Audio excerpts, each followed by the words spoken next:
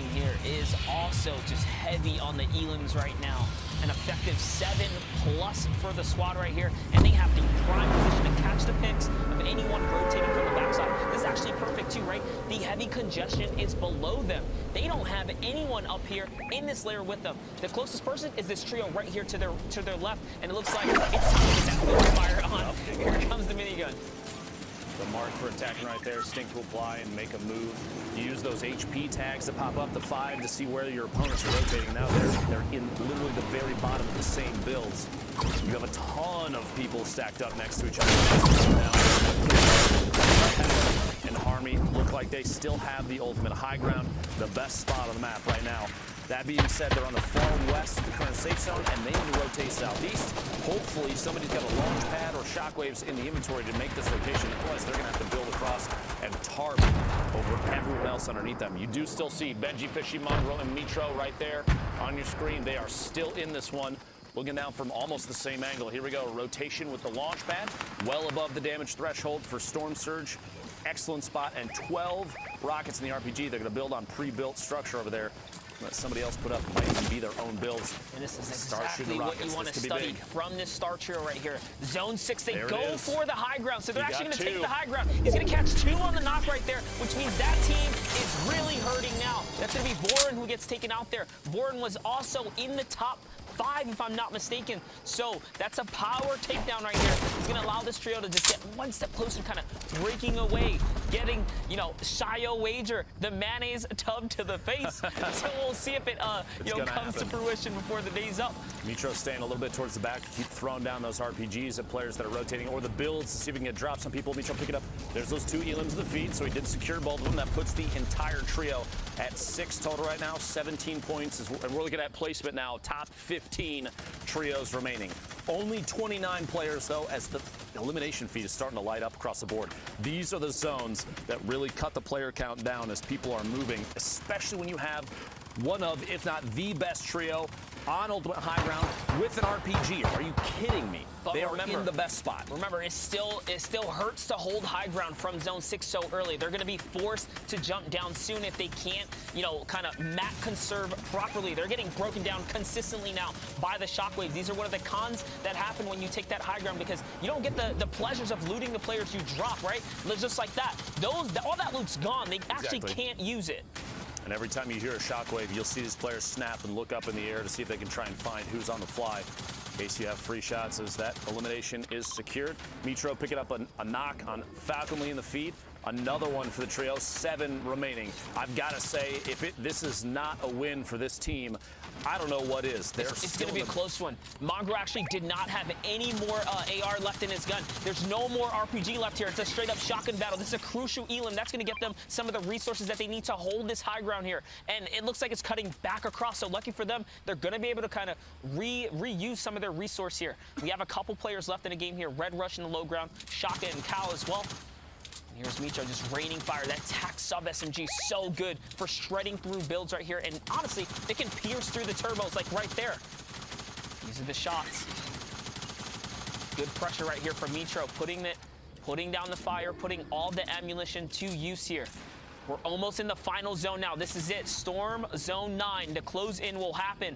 Looks like Benji Fishy's going to go for that high ground. You saw him elevate himself right there. So he's going to get out of the harm's way of the shockwave. And Mitro's going to stay down here and just get down and dirty with the TAC SMG right now, Lupo. You have to remember at the last set of placements here, the points really kick up as you go from 5th to 4th and 3rd to 2nd, and then the Victory Royale. So every time you see a player go down, like right there, the 4 trios remaining get even more points. As soon as one more trio goes down, we'll get it 1st and 2nd, and that's it.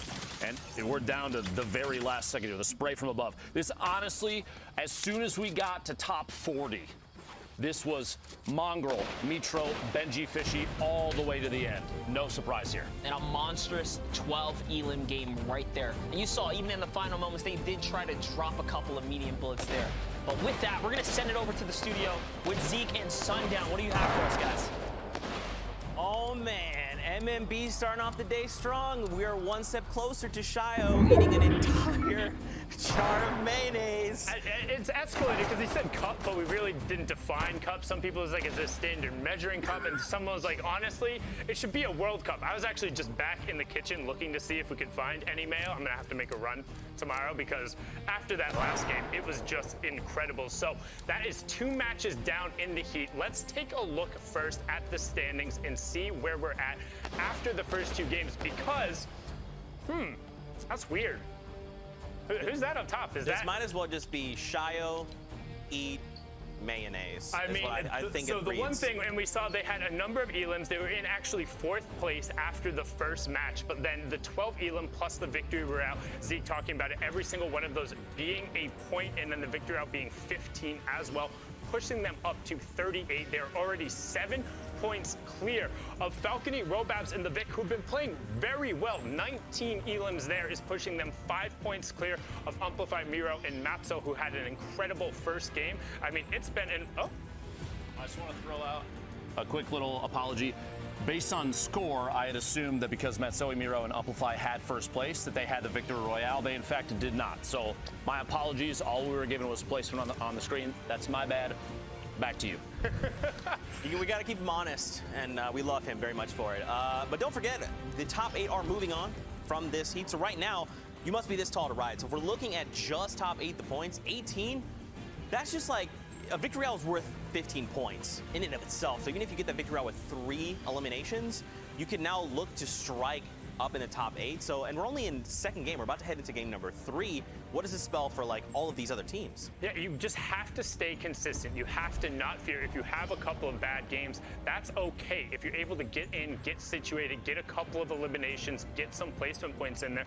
As you can see right now, to be on the first page, it's 11 points up there. But one thing I do want to take a look at here is some of the gameplay that came out from Mongrel, Mitro, and Benji. They were able to play so well, and Lupo even hinted at it, saying at around like top 40 or so, you could kind of smell that they were going to have that victory out. It had the sense of, hey, they were going to get high ground. They had everything they needed. It's like, oh, this looks like it's going to be a win from them. Let's hop on in and see how they're able to execute and get this done. And one thing you'll note is when they are on high ground, they're so incredibly disciplined with their angles. They're constantly looking around, adjusting, putting rockets towards their opponents, and then keeping control, working with each other to make sure that they're finding the right targets. I mean, Mongrel's aim on people who are in the air, honestly, you'd think he's using a controller, the way these players just get beamed as they come through, but no, it is just his amazing bro.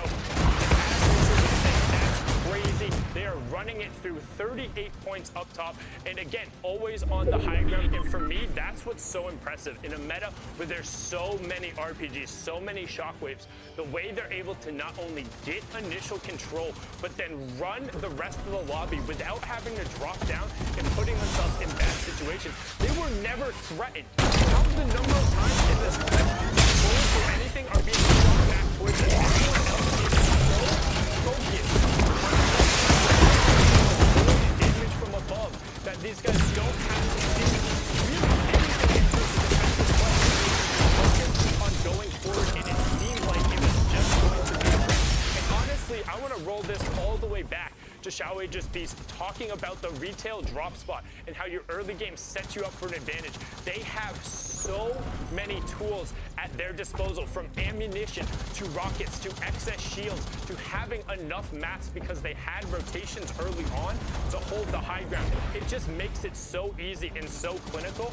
And I promise, if you are a trio or you're just interested in competitive Fortnite and getting better, go and load up these guys' server replays. Watch them play. Check them out on their socials. You might want to actually mute their streams every now and then because they can get a little loud on the comms. Ballas does a great job breaking that one down. And let's actually take a look at page 2 of the standings because, as we talked about, in the heat formats, the top 8 are going to advance. But just so you can get a hint, 5 elims right now is getting you up into that second page. There is 32 teams in each one of the heats. You need to be in the top 25% in order to advance. And you're up every single one of these guys is impressive. but they're all capable of stringing together a couple of good runs. You have 6 games, a third of them are down. You're now into kind of like the meat of it. In the next 2 games, you don't want to fall out early. So expect to see some intense battles early on and maybe a little bit more passive play kind of in the mid game, because people don't want to get dropped out. You don't want it to be a 3rd game and then fall out and realize, oh, we're that much more off the pace. Now we really need to be pressing forward. I think you'll start seeing aggression in games 5 and 6, but 3 and 4, they're going to be playing a little bit more like me. Hanging out, just being like, oh, there's people over there? No, I'm good. So not like me, who does not even get to play. Got it. Yeah, we'll have to see how things go because, again, like Sunun's saying, you have to be top 8 if you want to move on to the finals. So for a lot of these teams, I think we're going to see that, though. Maybe even some teams that are even on, say, page 3, they want to try and make top 8. So they might just say, look, we're going to contest MMB at retail. Let's just go for it. We have 6 games. Let's try it once. If it doesn't work out, we'll change up the plan. But I mean, I know that's tough, a tall man. order. I'm aware. I wouldn't say so retail loot is strong, but there's a reason why you see the most dominant teams kind of staking their ground in retail, because it's like, come and challenge us if you want, because if anything, that benefits us more. We're confident that we can take those early game fights with you. Like, if you want to split and try and do the blacktop houses, like, that's fine, but these guys will end up running it. They will take the challenge because for them, like, they see 50 pots, they see points on the leaderboard, they see ways to climb his way up. No, it's serious. That's how MMB, that's how Volks and that's what they look at retail as. If you want to come there that confident, and the mental game is so important, particularly in a heat structure like this, where if you're in the first 2 games, if you are hanging around off this page, if you're not in direct contention, you might think, man, I'm struggling right now. Like, we really need to get into it, but in reality, you're able to string together 1 or 2 strong games, or even a victory royale right now would put you through, right?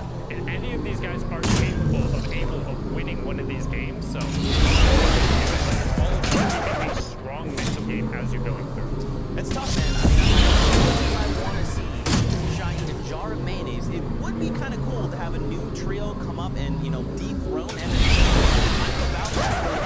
it's going to be a lot about mental game. You start to just lose your confidence even just a little bit, that's going to affect your potential placement. I'm getting a little too excited, Fortnite fam. I want to see more of this. But yeah, look, I think we're getting ready.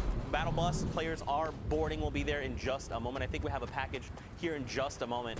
But what do you think, man? So do you think, where is Aqua? Did we see him? Is he on page 1? They're not in this heat. They're not in this oh, okay, I'm sorry. It's different heats. It's different heat. This is just heat 1. So which brings again, me to my just next to remind point. people, is a little too excited here. There are 4 heats coming through in Europe. 8 teams will be advancing and going on. And the way you're able to kind of score and work your way up is through eliminations and placing higher up. Though in Europe, particularly, they have the highest amount of participation. So all of these players they are at the very tippy top, right? This is the top 0.001%. Right. These are the best of the best and the people who are very able to compete against these guys. So they're able to elevate their game on a particular day. However, as we're sitting here and able to have our own predictions, there's a reason we all think Mitro, Mongo, and Benji have done it. There are repeated trios who have shown they're consistently stronger and that much better than the rest. It's not like we're basing this off of who our favorite players are, right? It's going and looking at and breaking it down. But for now, we're going to throw to a 10-minute break while we sort some stuff out on our end. We'll go talk to the bus driver and try and get that going. You guys take your bio breaks, whatever you need. We'll be right back.